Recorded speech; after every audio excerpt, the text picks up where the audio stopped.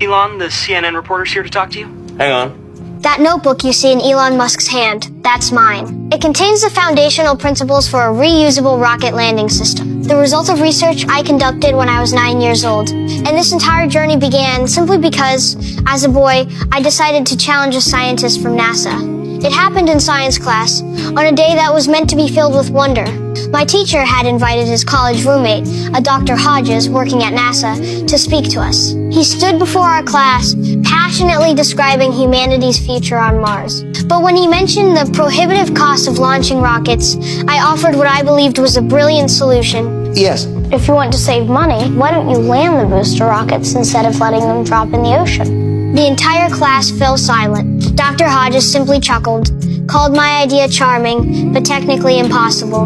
Then, to dismiss me, he handed me a NASA pin, much like you'd pat a dog on the head. In that moment, the dignity of science felt challenged. But more importantly, my dignity was challenged. I vowed that I would use mathematics to prove him wrong. And so, a solitary war began. I became consumed by the work, forgoing food and sleep.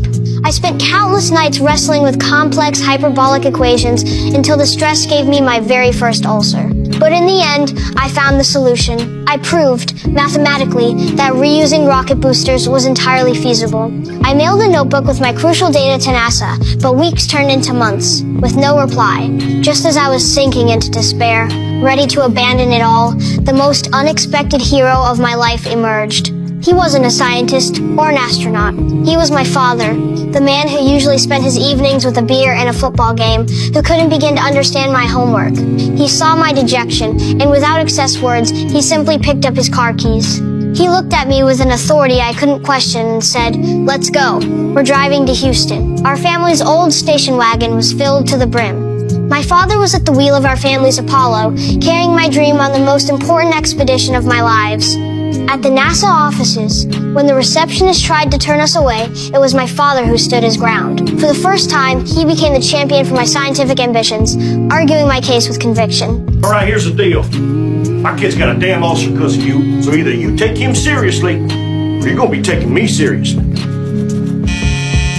Yes, sir. Janice, why don't you send little boy in? Right away.